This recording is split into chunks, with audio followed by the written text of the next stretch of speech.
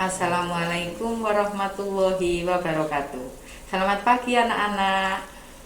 Oke, pertama-tama Ibu sampaikan selamat kepada kalian atas berhasilnya kalian bergabung dengan keluarga besar SMP Negeri 1 Surabaya yang oke, lebih dikenal dengan Spensabaya.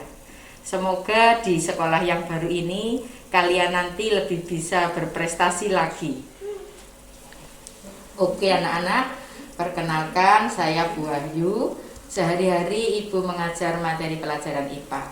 Tapi kali ini Ibu akan mengajarkan materi tentang cara belajar efektif pada masa pandemi COVID-19. Ibu berharap setelah kalian mendapat materi ini, kalian bisa mengatur diri untuk belajar efektif sehingga bisa lebih berprestasi lagi di SMP 1 Surabaya. Mari kita saksikan materinya. Anak-anak, sekarang kita akan mulai mempelajari tentang bagaimana belajar efektif itu. Mengapa belajar efektif itu sangat penting?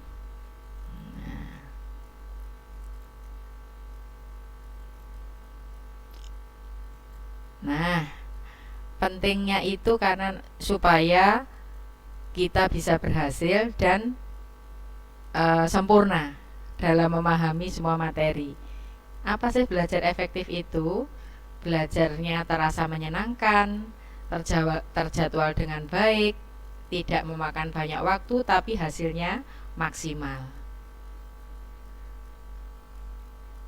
Nah, mengapa harus terjadwal dan menyenangkan? Karena otak kita mempunyai masa belajar efektif yang terbatas. Jadi dipengaruhi juga oleh kondisi fisik kita. Kalau kondisi fisik kita capek, otak kita tidak dapat bekerja dengan maksimal. Kalau otak kita tidak bekerja dengan maksimal, informasi yang kita terima tidak dapat disimpan dengan baik oleh ingatan kita. Akibatnya, informasi yang pernah kita terima tidak dapat kita pergunakan lagi saat kita membutuhkannya. Ingat, belajar kebut semalam itu tidak efektif, mudah diingat tapi mudah dilupakan, sehingga sangat tidak bermanfaat bagi siswa. Apa saja yang harus diperhatikan dalam belajar efektif?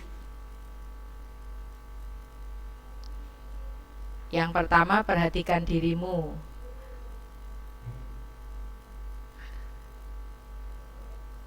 Bagaimana gaya belajar yang cocok untuk dirimu, yang tahu adalah dirimu sendiri.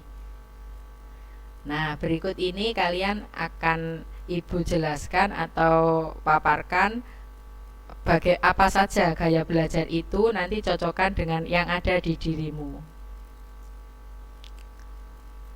Seandainya kalian mempunyai sikap seperti yang tertera di layar ini, berarti gaya belajarmu visual, yaitu kamu suka mencoret-coret ketika berbicara, kemudian kamu suka berbicara cepat atau tidak, kamu lebih suka melihat peta daripada mendengar penjelasan, berarti kamu mempunyai gaya belajar visual. Gaya belajar selanjutnya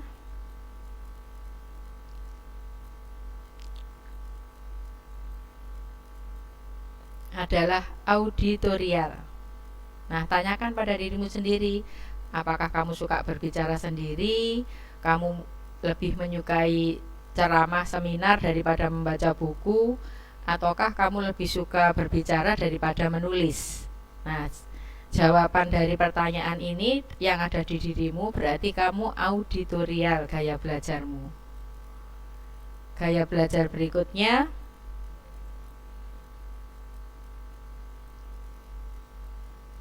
kinestetik.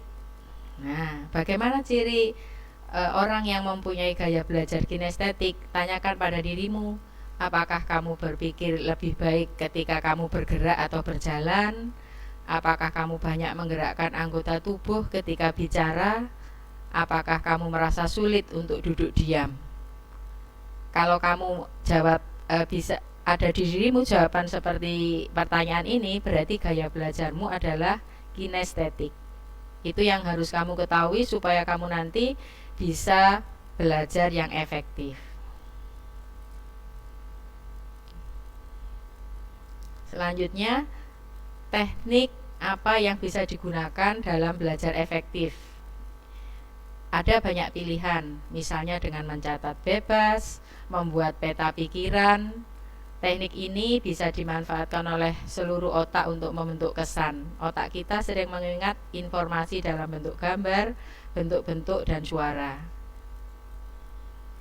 Apalagi yang perlu diperhatikan, kamu bisa menambah pengetahuanmu dengan mencari sumber belajar yang lain.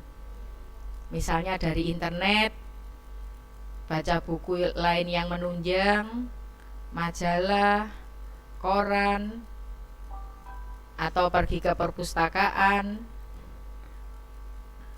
Itu yang bisa dilakukan.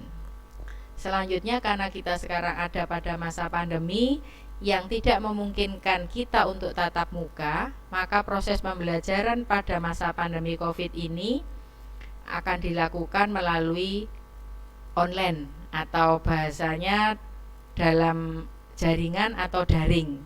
Jadi anak-anak tetap di rumah, tapi tetap terjadwal ada jam sekolah, pelajaran kalian terima secara online. Nah, setiap mata pelajaran nanti akan dibuatkan link oleh sekolah yang bisa kalian akses sesuai waktu yang telah ditentukan dalam jadwal pembelajaran. Tugas-tugas yang ditugaskan oleh guru pengajar nanti bisa diserahkan ke guru pengajar juga secara online. Mungkin ada guru yang meminta dengan WA, mungkin lewat link tertentu, dan sebagainya.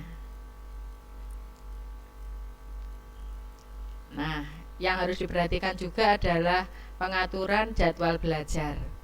Karena kita belajar melalui online atau secara daring, berarti syarat utamanya harus ada jaringan internet.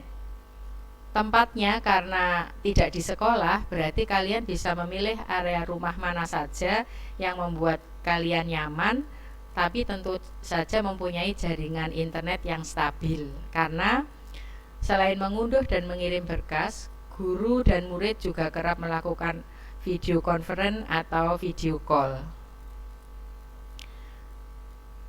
Supaya lebih efektif juga, kalian harus mengatur jadwal sendiri dan mematuhi jadwal tersebut, baik jadwal yang dari sekolah maupun jadwal yang telah kalian buat secara mandiri.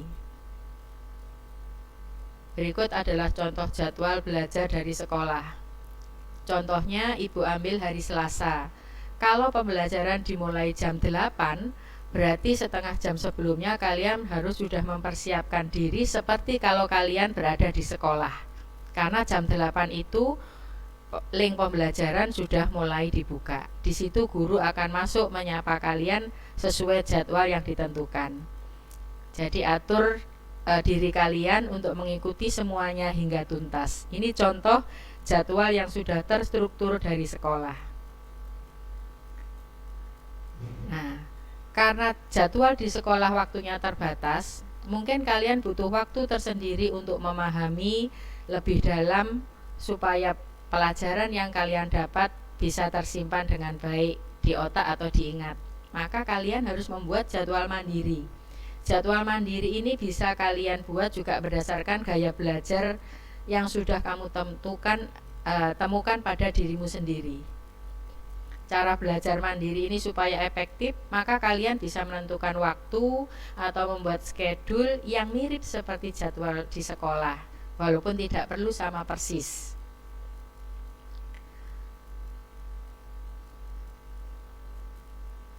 Dengan menentukan waktu tersebut, maka jadwal belajar kalian di luar jadwal sekolah atau yang dikenal dengan jadwal mandiri akan lebih terfokus dan kalian pun jadi tidak ketinggalan pelajaran dan bisa tepat waktu untuk menyelesaikan tugas, misalnya PR yang diberikan guru atau mengulang pelajaran, menyempurnakan catatan pribadi, dan sebagainya. Ini beberapa catatan penting yang harus diingat supaya belajarmu efektif. Jadi harus disiplin, tetap disiplin menjalankan protokol kesehatan supaya sehat, karena dengan tubuh sehat, maka kita bisa mengikuti pembelajaran dengan baik. Tapi seimbangkan pula waktu istirahatmu, waktu makan, olahraga, kegiatan ibadah, dan kegiatan hiburan. Prioritaskan tugas-tugas. Jadi di jadwal mandiri yang kalian buat, kalian harus membuat deadline untuk diri sendiri supaya tuntas belajarmu. Atur waktu untuk mengulang langsung bahan pelajaran setelah pembelajaran. Ingat bahwa kemungkinan terbesar untuk lupa terjadi dalam waktu 24 jam tanpa review. Artinya kalau kalian tidak segera mengulang, maka apa yang kalian dapat itu akan mudah lupa. Jadi ini hal-hal yang penting supaya belajar kalian efektif.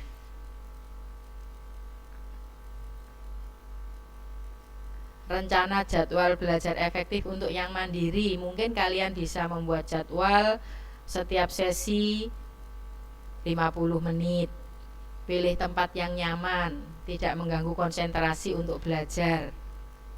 Nyaman kalian tidak sama dengan nyaman orang lain. Jadi yang tahu adalah diri sendiri. Di awal Ibu sudah sampaikan buat deadline untuk diri sendiri. Misalnya nanti setelah sholat asar saya akan mengulang pelajaran IPA. Dalam waktu 50 menit saya harus bisa memahami tentang bab misalnya ciri makhluk hidup. Itu deadline yang kalian buat dan harus kalian patuhi. Jadi jadwal itu bebas, tapi harus dijadwalkan. Terutama jadwal mandiri ini bisa pagi, siang, atau sore hari. Jadwalkan juga mereview bahan pelajaran mingguan. Jadi kalau misalnya pada jadwal mandiri tidak sempat terulangi materi yang telah diberikan, kalian mempunyai jadwal khusus untuk mereview pelajaran tersebut. Hati-hati, tapi jangan sampai diperbudak oleh jadwalmu sendiri. Tadi di awal Ibu mengatakan belajar efektif itu adalah belajar yang menyenangkan.